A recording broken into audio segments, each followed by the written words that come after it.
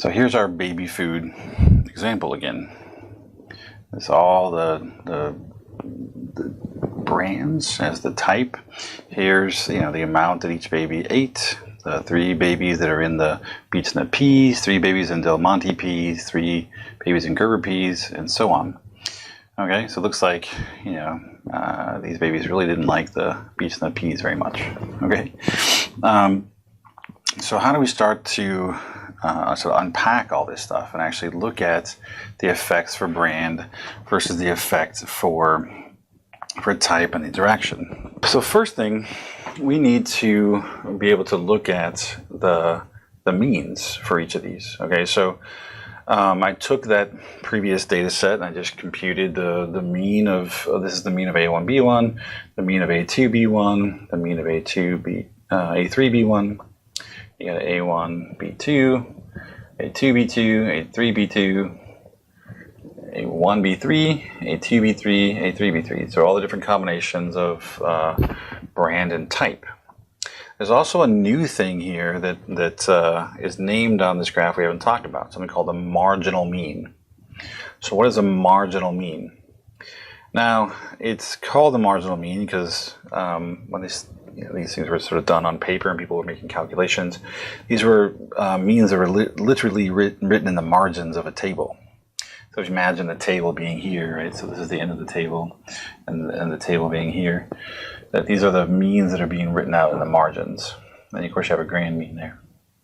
What does that actually mean? So notice this says this is just the mean of B1. So that means I'm looking at anyone who had peas. Right? It means that all the babies in A1B1, all the babies in A2B1, and all the babies in A3B1. There are 9 of them. Okay, so step out of the way here. If I take these 9 scores and I just get an average, add them all up, divide by 9, I'm essentially ignoring brand and just getting a B1 mean that I can write down here in the margin. I can do the same thing for B2. I can do the same thing for B3. I can also go the other way. I can take and average these 3, the A1B1, A1B2, and A1B3, and take those 9 scores and get an average here for A1, an average here for A2, an average here for A3. Okay, so anytime you see a marginal mean, it's basically getting the mean of one of the IV, one of the levels of one of the IVs across the levels of the other IV. So that's why we have the mean of A1 is 4.111, the mean of A2 is 6.778, the mean of A3 is 6.0, and going this way, if you took those 9 babies who had peas, ignoring the brand, they had a mean of 4.222. The babies that had the 8 potatoes had a mean of 6.889 spoonfuls, okay, almost 7 spoonfuls on average. Those that had carrots had almost 6 spoonfuls on average. And then if you were to ignore everything, forget about what brand, forget about what food, what type of food, I just looked at the grand mean, the overall average of all 27 scores. So we took all 27 scores, go back again, added up these 9, those 9, and those 9, all 27 scores, and divided by 27. Add them all up, divide by 27. I would get a grand mean, an overall average of 5.63, right? Once we have data reconfigured this way, we can start to answer all kinds of questions. I can start looking at, all right, well, are these 3 means different than the grand mean, which is the effect for B? I can look at, are these 3 means different than the grand mean, which is the effect for A? I can start to look at the cell means around the grand mean and work our way towards the interaction. For things like total and for within groups, because I need the individual scores, I'd have to sort of go back and forth between this table with the individual scores. I can say, like, for the within groups for this first group, the A1B1 group, I can say 0 minus 0.333, right, squared, 1 minus 0.333 squared, 0 minus 0.333 squared. I can do that for every single score. Or I can take 0 minus 5.63 if I want to do the total. 1 minus 5.63, 0 minus 5.63, 5 minus 5. I can do every single score around the grand mean to get the total as well. Okay, so let's look at what that looks like and sort of lay it out. So again, we got the scores, we got the means, and there's even the standard deviations are even thrown in here. We'll talk about that in a little bit too, like how you can use the standard deviations of each cell to do a little shortcut we'll get to, okay? So let's start here. It is no surprise that total and within groups are going to be the most painful because they require you to look at every individual score. So we're going to do this 27 times, all right? So that being said, this is total. So I'm going to subtract the same grand mean out from every single score. So I'm going to start here and I'm going to go down the row, down the column. Then I'm going to go up here, go down the column. So I'm going to go in that order. So let's see what this looks like. This says I need to take every individual score and every single combination of A and B.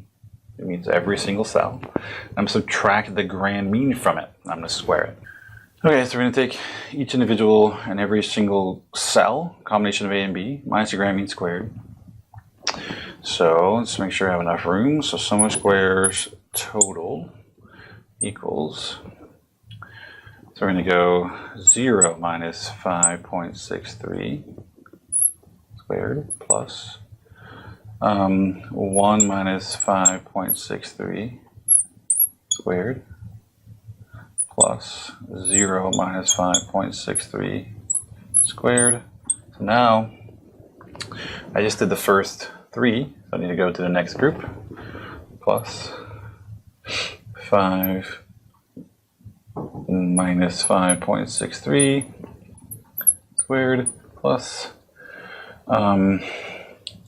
7 minus 5.63 squared plus 6 minus 5.63 squared. All right, so that's just the first bit. I'm going to add to that. So I'm going to keep going. So I need to go down to here now, 5, 6, 8. So 5, 6, 8. Okay, that's those 3. Then I'm going to go up to here, 4, 7, 6. 4, 7, and 6. Okay, so I'm going to subtract minus 5.63 squared plus minus 5.63 squared plus minus 5.63 squared plus minus 5.63 squared plus 5.63 squared plus minus 5.63 squared plus. Okay, so now I need to go here, 6, 5, 7, 6, 5, 7, and then 999. All right, so same thing, minus 5.63 squared, minus 5.63 squared, minus 5.63 squared, minus 5.63 squared.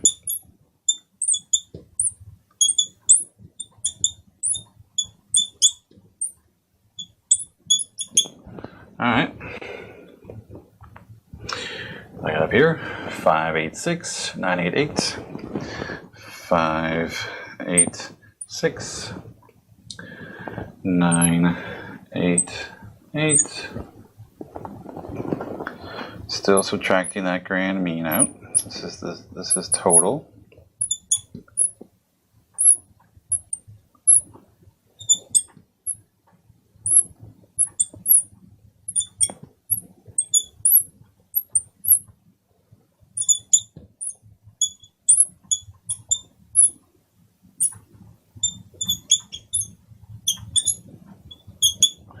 Now we're down to just this last 3. 3, 3, 2.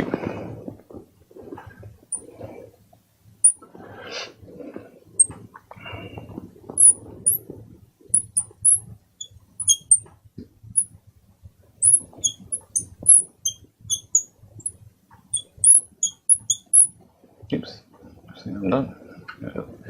Got too excited, kept going. Right. Now, for the sake of time, I'm not going to go through and do each one of these things and sort of do it just because I think it's going to take too long to run this. Like, even if I fast forward this, it's going to be sort of too long. But if you were to do all that, I already sort of worked it out ahead of time so we can actually know what it is. This is going to equal to 190.296. Okay. And get our total sum of squares by doing all that. Now, it seems like a crazy amount. It seems like a lot. I get it. It's tedious, and it can be sort of prone to mistakes and things because it's a lot of things. So if you're doing this, square each one, write them down above each one of them, and then sort of add them up. Keep track of how you're doing it so that you don't sort of lose track and don't add up the wrong values and things. Okay? And again, so we'll talk about some shortcuts and other things you can do to make this a little bit easier in just a second, but I want to walk through all these equations so you sort of have an understanding of what they're doing and how it works. Okay. So that's sum of squares total.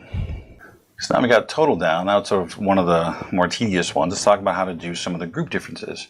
So this is for sum of squares for A. So I need all the A means around the grand mean. I'm going to square it and multiply by the number of people in each of those means. And I'm going to add them all up. And I'm going to have the answer down here, sum of squares for A, just so that I knew what I was shooting for. But otherwise, let's talk about it. Let's lay it out. How does it actually work? So for sum of squares for A, okay, we need to take the mean of each of them. So looking at A, so A1, the mean for A1 is 4.111. I'll subtract from that the grand mean, and I'm going to multiply, I'm going to square it. So I'm going to subtract the grand mean, square it, and then it says multiply by the number of scores, the n here, that corresponds to that mean. All right, well, how many scores did it take to get that mean? For that, I got to go back a second. So if I wanted to get a mean for everybody in Beachline, it's going to be these three, those three, and those three. All right, so this is going to be 9 times that. All right, that's a 9. Plus, I need the next mean, which is 6.778 minus 5.63. I'm going to square it. I'm going to multiply that by 9, because there are also 9 babies that had Del Monte, the Del Monte brand. Okay. One more. I'm going to add to that the last mean, which is 6 minus 5.63. Again, we're going to square that and multiply it by 9.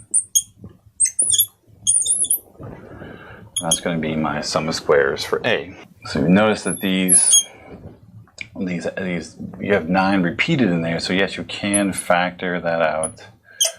Do the rest of it and then multiply by 9 once at the end is perfectly fine. That works when the ends are equal, so yes, you can do that. So again, you could try this out. 4.111 minus this squared times 9, add them all up, you should get this 33.852 number. Just to save time, I'm not going to go through and do them, but you should, if you actually were to work it through, you should get that number, and that's our sum of squares for A, or the sum of squares for brand.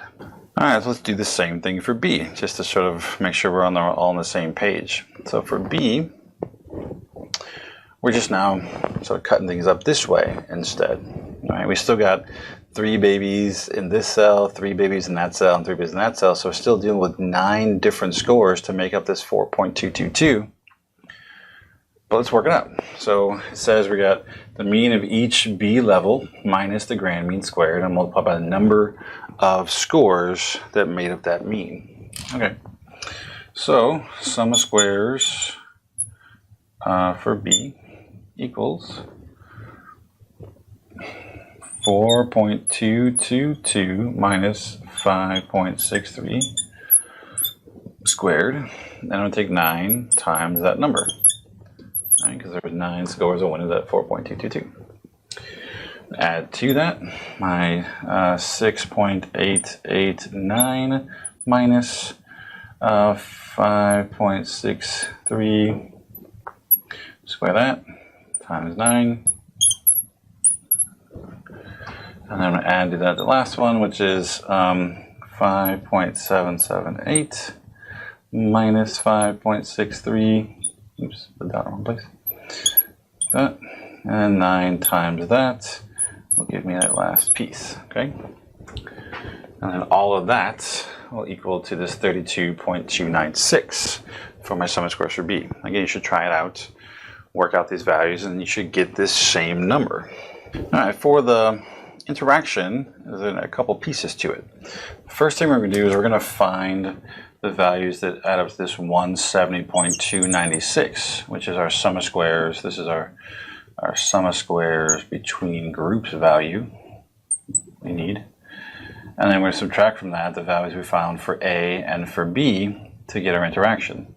So let's see how that works. So the first thing we're going to work on is just this part, right? Because the other parts of this we already did.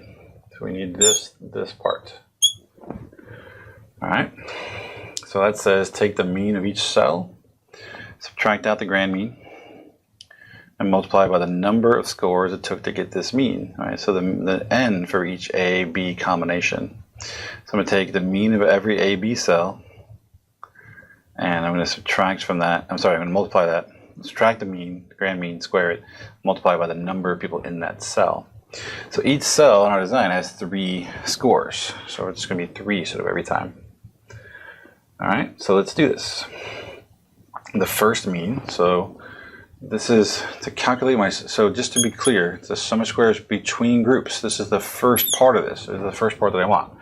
To calculate that, I'm going to take and do 0.333 minus 5.63. I'm going to square that and multiply that by 3. Okay, that's the number of babies in that first cell.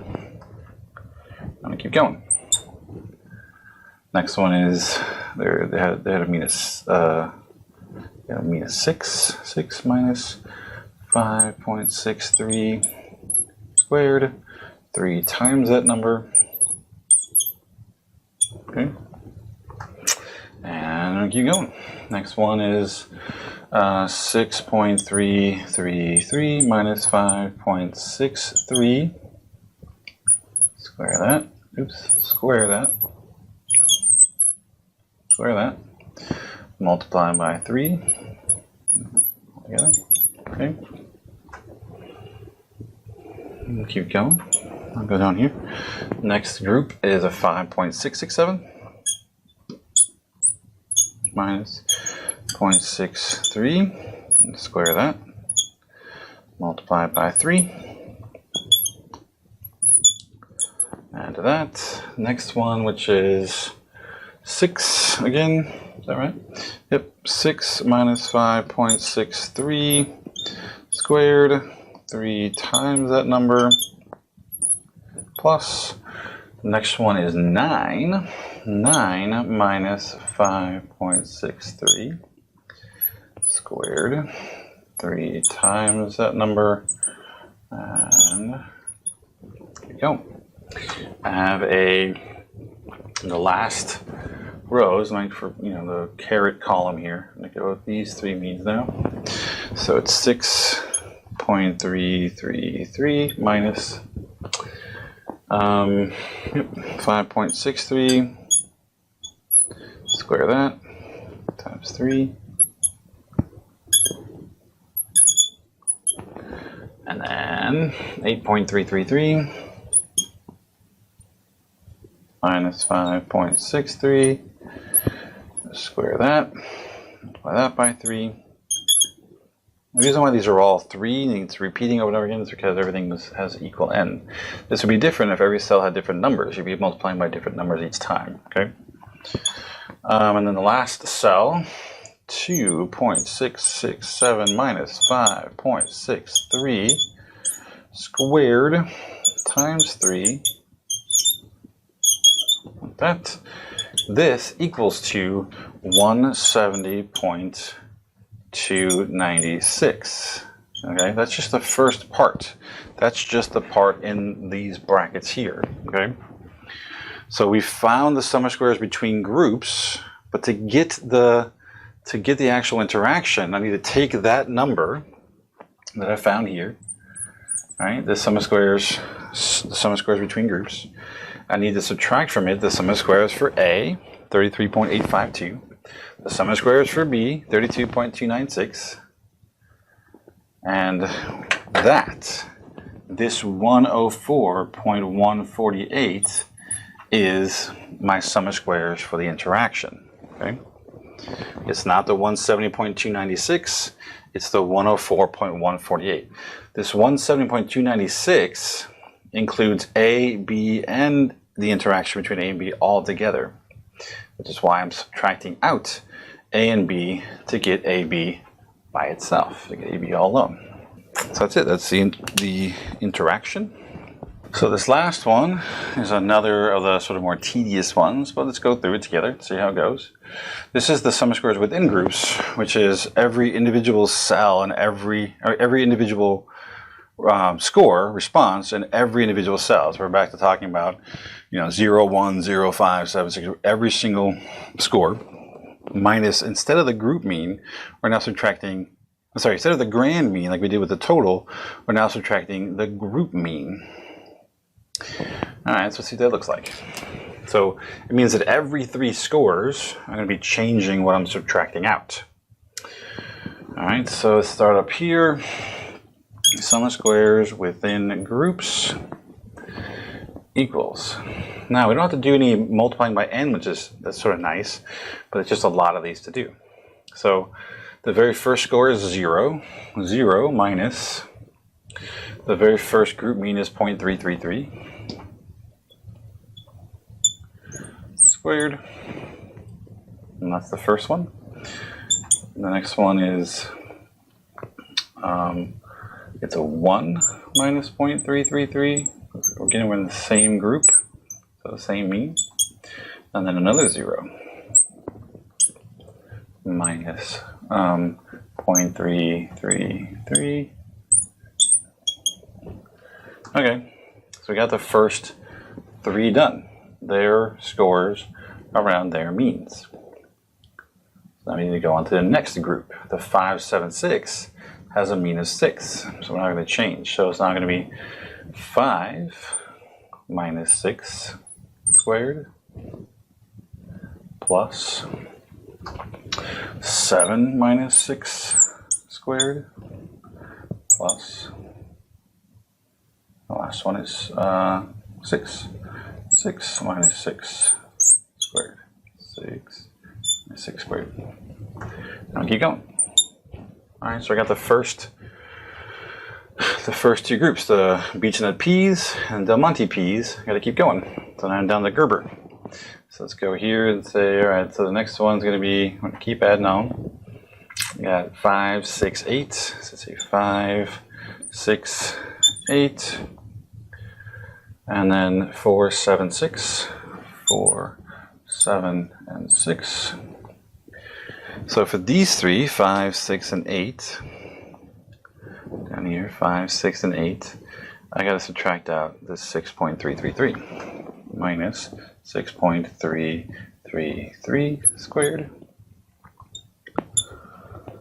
minus 6.333 squared minus 6.33 squared. Right, so now that's them. That's the 5, 6, 8. So now I'm about to the 4, 7, 6, and I need their mean, 5.667. Oops.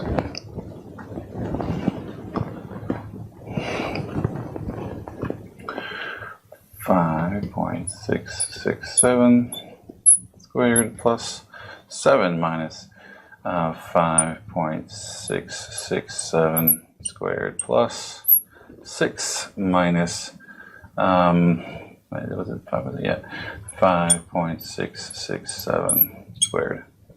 Okay. keep going. I should shift them over just a little bit so they don't run over.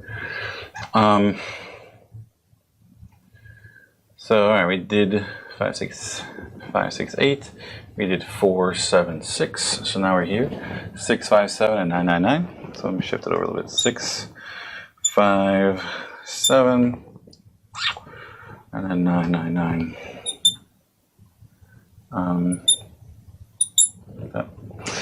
So the 6, 5, 7 has a mean of 6.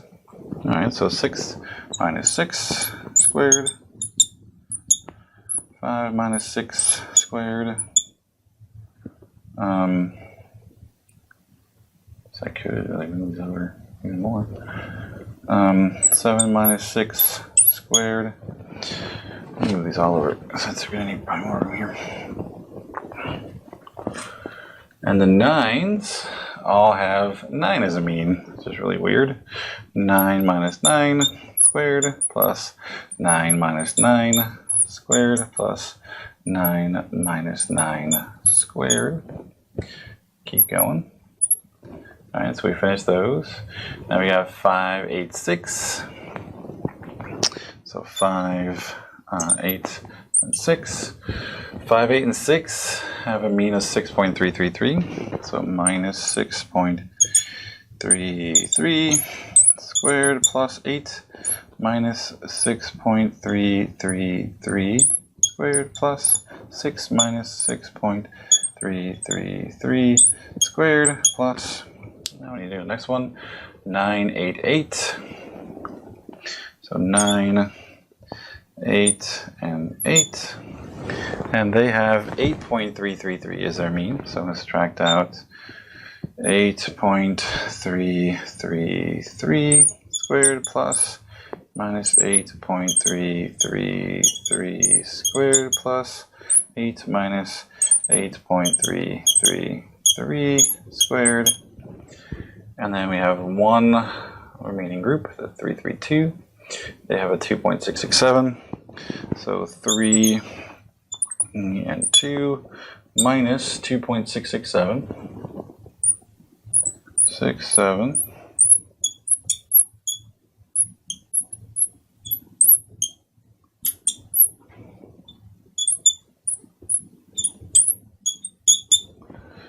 If you do all that, I mean, just for time's sake, I'm not going to do it, but if you do all that, it's going to end up to be perfectly 20. Okay, it's 20. So sum of squares within groups equals 20. All right, so we've done total. We did A, we did B, we did AB. We've done within groups. So we have all of our sum of squares sort of ran through. So let's move on to talk about what we do with it. Whichever way you calculate the sum of squares, we're going to use the sum of squares combined with the degrees of freedom to create our mean square and our ANOVA summary table. Now we already went through the degrees of freedom before, but it's just nice to review. So degrees of freedom for A are just the levels of A minus 1. So 3 minus 1 equals 2 for our example. It's the same thing for B. 3 minus 1 equals 2. Now the interaction, literally just multiply the degrees of freedom for A and B together. And that's your degrees of freedom for the interaction. So just take 2 times 2 equals 4. For within groups, it's going to be the total number of subjects. So A times B times N minus the number of cells, minus A times B. So our A times B ends up being the number of cells. This is big N. This is number of cells.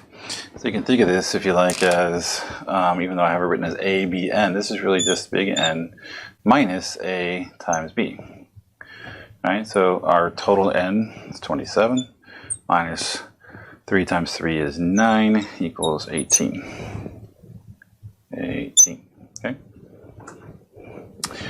Same thing, degrees of freedom total is our A times B times N. 3 times 3 times 3 is 27. You can think of this also as N minus 1 equals 26. Right? This is 27 minus 1 equals 26. And you can always check. 2 plus 2 is 4, plus 4 is 8. plus 18 will give you 26. All the degrees of freedom together should add up to the total degrees of freedom if you did it all correctly. Okay? So again, we did this before, but it's nice to review. So now we're going to take the sum of squares, whether you did them through the deviation approach or the computation approach. We're going to take those and we're going to combine it together into a ANOVA summary table to actually make our mean squares and our Fs. So all I did here was put the sum of squares together with the degrees of freedom. And again, remember brand is A, type is B. So this is A times A by B interaction. We got within groups. So the way you end up sort of completing this table is to take and divide first this way, our sum of squares sort of divided by degrees of freedom like this, and you'll get 4 different mean squares, these here. You don't need to divide these two. You can. If you actually put a value here, it's fine, nothing wrong with it. It's just we're not going to use it for anything else, so it's not necessary, okay? So we're going to take and divide this way. So 33.852 divided by 2 is 16.926. 32.296 divided by 2 is 16.148. 104.148 divided by 4 is 26.037. And then 20 divided by 18 gives you this mean square of 1.111. So how do you get these Fs? So for each one of these now, you're going to divide each of these mean squares by the mean square within groups. So I'm going to take this one and I'm going to divide it by that one, okay? But I'm also going to take the next one and I'm going to divide it by the same thing, this one. And then I'm also going to divide this one by that one as well. Everything gets divided by the mean square within groups. So remember, from our one-way ANOVA, we want mean square between groups divided by mean square within groups. So each of these is a between group component. So I want each one of these divided by the within groups. So between divided by within, between divided by within, and between divided by within. So 16.926 divided by 1.111 is that 15.23 F value. 16.148 divided by 1.111 is that 14.53. And then 26.037 divided by 1.111 is that 23.43. So that's how we get those 3 F values. Okay. So one thing I want to illustrate here is I mentioned that there is some places where there are some shortcuts or places where you might be able to save some time. So yes, doing the computational approach may save you some time, but this is actually another place where some time can be saved, because one of the most time-consuming components of this, or 2 of them, is doing the sum of squares total and doing the sum of squares within groups. Those are both time-consuming because it requires you to do it for every single score, every single response. So one way to save some time is if you can actually get one of those, total or within groups, if you can actually somehow figure out a way to make that shorter, it's going to cut down quite a bit of time. So if you go back and you remember that the sum of squares within groups, or this within groups component, this mean square within groups, is really just another version of a pooled variance. Right? So all we're doing is trying to average out the variance of all the different cells in our design. So we have 9 different cells. We're trying to figure out what's the average variance for each one of those cells. Not the average variance across all 9 cells. In each of these cells, right, this is the variance for the first cell, which means it's the deviation squared around this mean. It's already doing the deviations for you. So instead of you having to do all those deviations again, like doubling up on the work, you've already been provided with information about how scores deviate. And so since we have the variances for each cell in the design, right, we can use that information and simply average it. Especially in this case, because all the cells are the same. They all have 3 scores in them. I can literally add up all the variances and divide by the number of variances, the number of cells, 9. And if you actually add those all up, you do get 1.111, which skips all those deviations, all that work, and gets you directly to the mean square here. And if you need to fill out an ANOVA summary table as part of the problem, you have the degrees of freedom. You can always multiply here to get the sums of squares. And that'll save you a lot of time and a lot of frustrating subtracting scores over and over and over again. When that works, if this is provided for you for each cell, that work's already been done, and you can use that to your advantage. Add up all the variances, divide by 9. Now this is assuming that all the cells have the same number of participants, number of scores in them. Now that we've calculated our F values in our previous table, so take a peek back again. There are those F values. We can actually make our decision rule. We actually had found our F criticals before in step 5.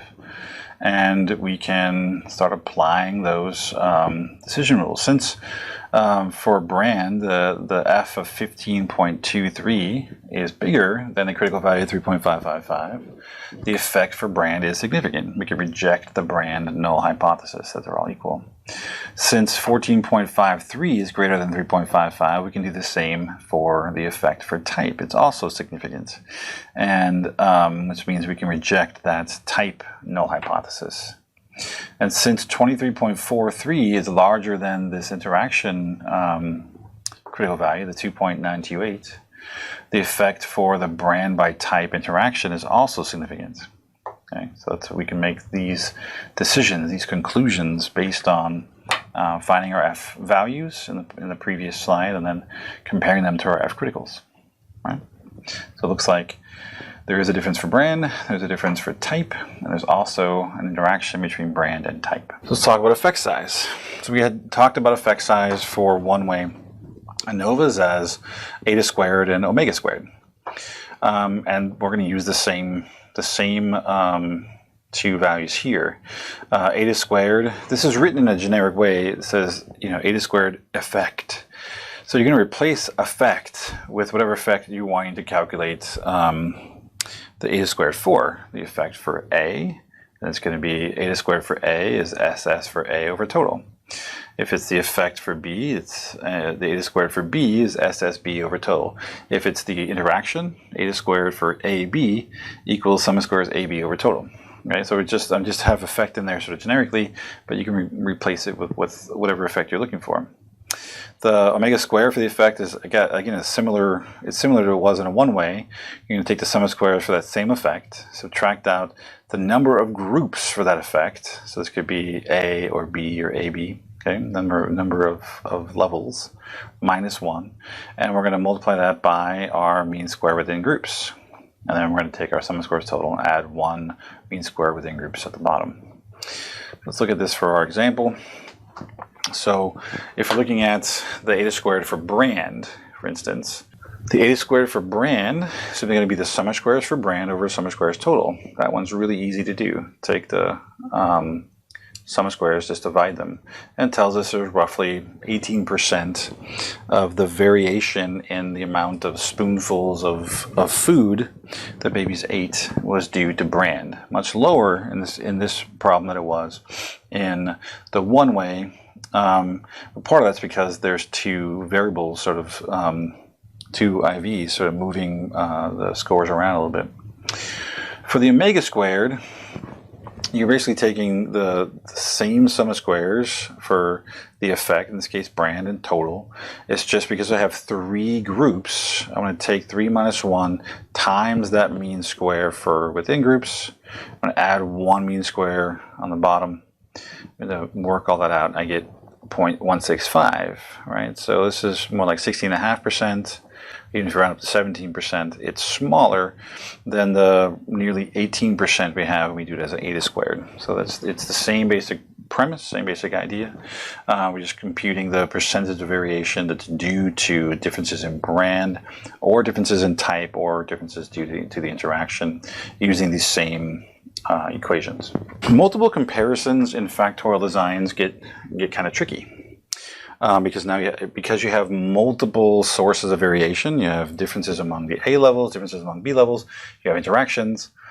There's multiple places now to look for comparisons to be able to find out what's going on. But if you have a significant main effect, say for brand, well, you need to follow it up and figure out where the brands are differing. If you have a significant effect for type, you got to break it down and see where they're different. The interactions are where trying to break interactions down get a little tricky. So let's go through this a little bit piece by piece. If a main effect is significant and has more than 2 levels, then you need to do marginal comparisons, which means you're using the means, basically treating the marginal means as if you're doing a one-way ANOVA, and do a comparison. Do your Fisher's LSD, do your Tukey test. Just pretend like that's the only variable for a second and do that test, do those tests. If the interaction is significant, then you got to figure out how to break them down.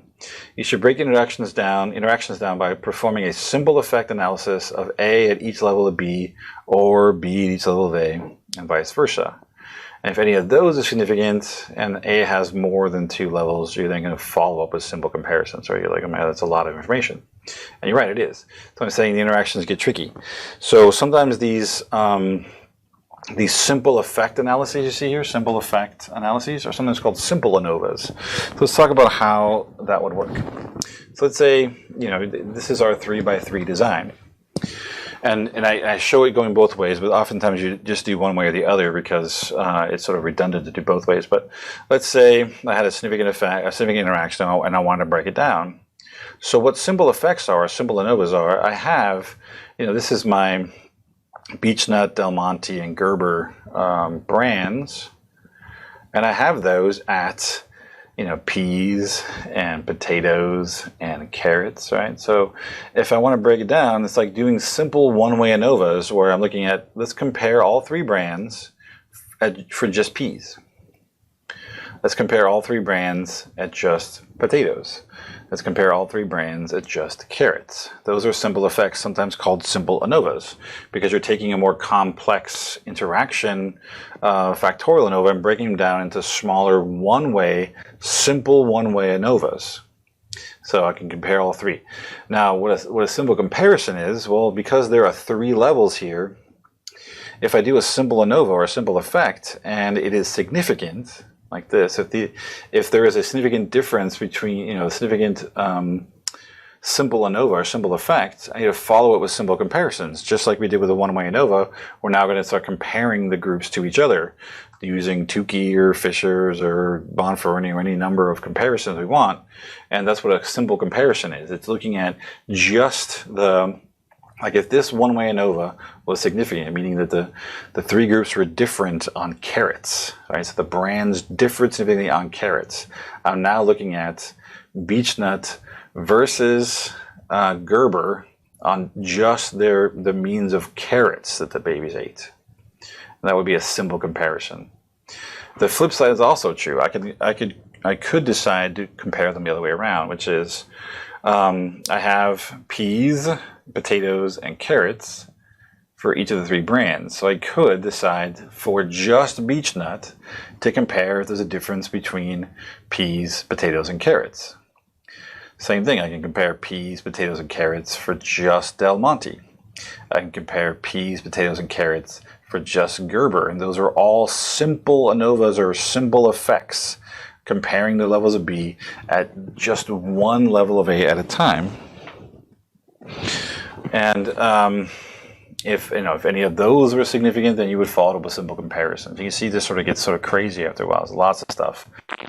These are oftentimes much easier to do in something like SPSS because it's simply you ask for some post hoc test, it just spits them out. You don't have to do a whole lot of extra work.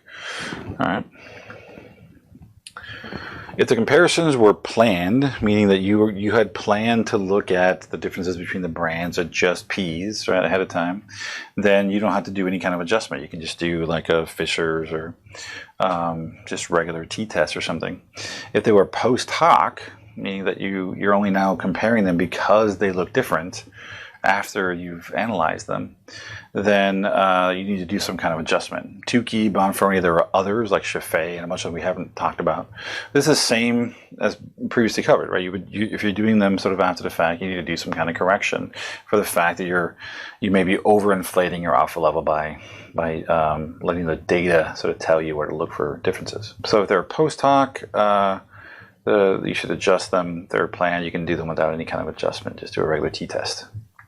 So this is the last part. This is sort of the scare you out of doing this sort of stuff piece of the lecture. So by higher order, I mean something that's more than a two-way design. So we talk about a 2x2 or a 3x3 when we have two IVs.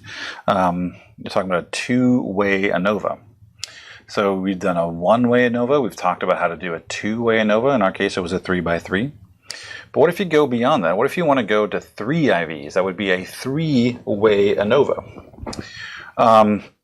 You saw that going from a one-way ANOVA to a factorial ANOVA, it tripled the amount of tests that we're doing. It went from 1 test to 3. All right, so if, let's say we had the simplest form of factorial, which is a 2x2. If I now add in another variable, so it's a 2x2x2, I've doubled the amount of groups I'm dealing with. And if we have even 5 subjects per cell, we're talking about having to deal with 40 subjects. And that's just 5 people in each group. All right, so 2x2x2, that's 2 times 2 is 4, times 2 is 8. So it means I have 8 cells of my design, and I put 5 people in each of those cells for a total of 40 subjects, 40 participants. Which, okay, that's not that huge deal. We were just talking about 9 before, but so now we have 8 cells. But because we've added in, so this is, this is the IVA, this is IVB, this is now going to be IVC, okay? We're now talking about having main effects for A, for B, and now also for C. We now have two-way interactions between A and B, A and C, and B and C. There's also something called a three-way interaction, which is the interaction between A by B by C. You might be thinking, how do I even picture that? Think about that you have a two-way interaction between A and B that changes or is different at the levels of C, right? So three ways, anything beyond two-way interaction, people oftentimes have difficulty even trying to interpret them or understand them. So this three-way interaction becomes kind of complicated. Plus you have the typical within groups and total that we always have. So we've now added in addition to our two-way, we've added in C, we've added in AC and BC, plus this additional ABC interaction, three-way interaction.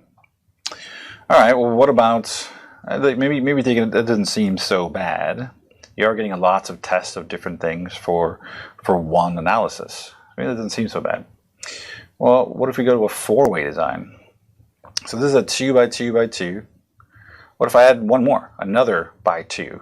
So I'm now doubling it once again.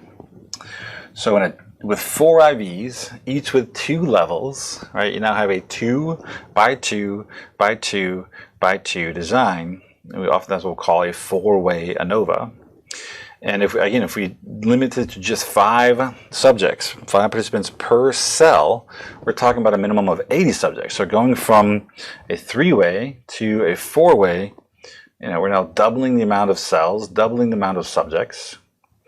And we're also talking about adding in a tremendous amount of extra things. So if this is A, this is B, this is C, we're now adding in a D, right? So this is now an IVD. Okay, so that means we're going to have main effects for each one, A, B, C, D. Great. We're now going to have two-way interactions between A and B, A and C, A and D, B and C, B and D, and C and D. We're now going to have three-way interactions between A, B, C, A, B, D, A, C, D, B, C, D, and then we're going to have the additional 4-way interaction of A, B, C, D. Plus the addition to the typical stuff that you have, which is the within groups and total that we calculate anyway. All right, so you can see this starts to get crazy. Just doing a two-way ANOVA is complicated enough. Going to 3 ways, 4 ways, 5, and just the more ways you have, it doesn't just add like an additional test. It really starts to blow up very fast.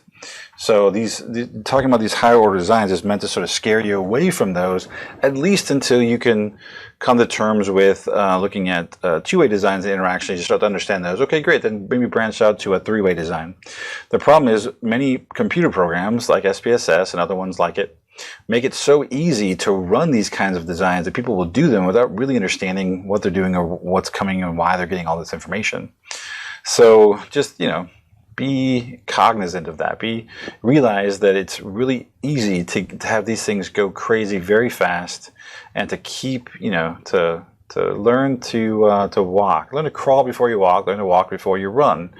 And people that deal with these kinds of things for years and years and years still have difficulty trying to understand a significant 4-way interaction or something.